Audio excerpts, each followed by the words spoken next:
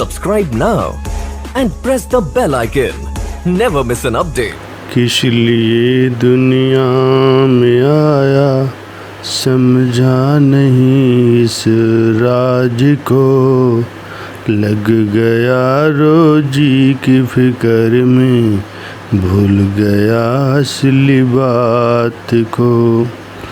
छोड़ दे तू फिक्र अपनी, जिक्र कर भगवान का, फिक्र तेरी आप करेगा जिसने जामा दिया इंसान का। बंदगी मालिक की करना असली तेरा काम था, गैर ख्यालों को हटाकर दिल में बसाना प्रभु नाम था।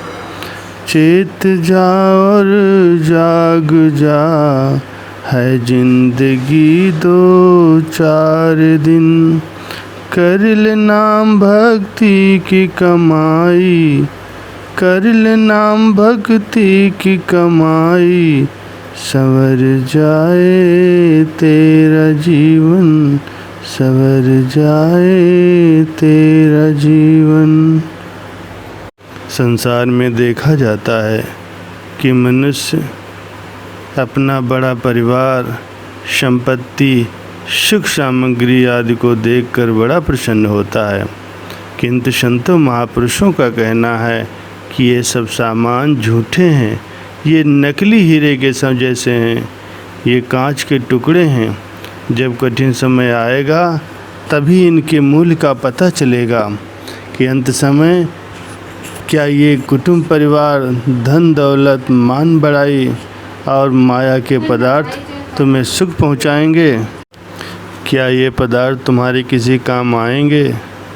यदि नहीं तो इसका अर्थ ये हुआ कि जीव आयु पर्यंत धोखे में ही ग्रस्त रहा।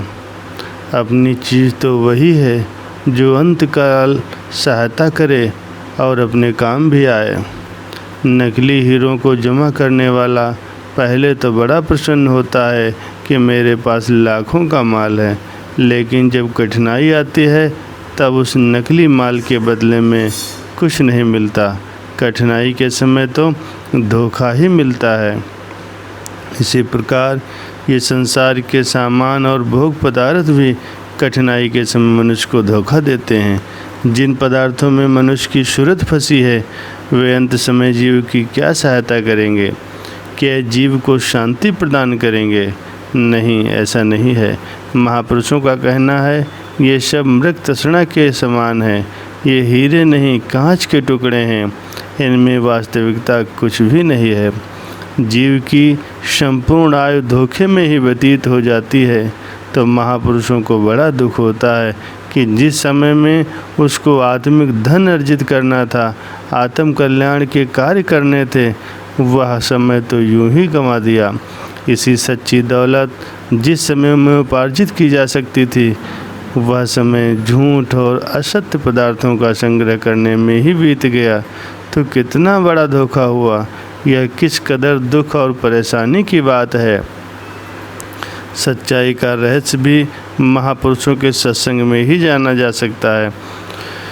महापुरुषों के बिना कोई भी संसार में तुम्हें सच्चाई का ज्ञान नहीं करा सकता।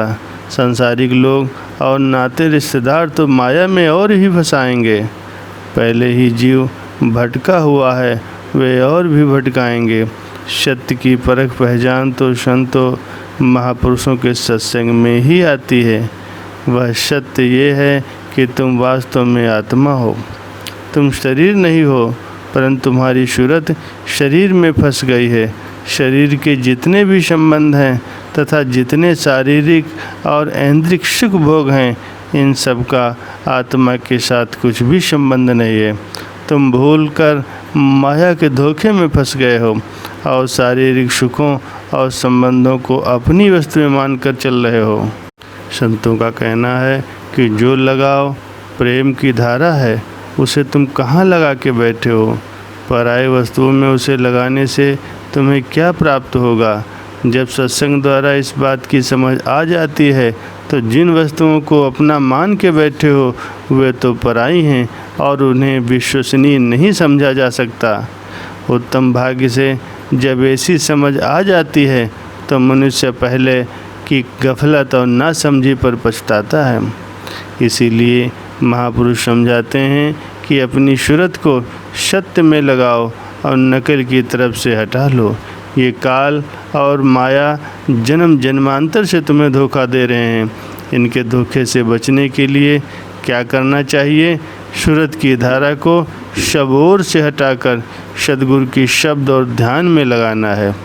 ऐसा करने से वास्तविकता की समझ अपने आप आती जाएगी, आत्मा के रहस्य खुलेंगे और सच्चा आनंद प्राप्त होगा।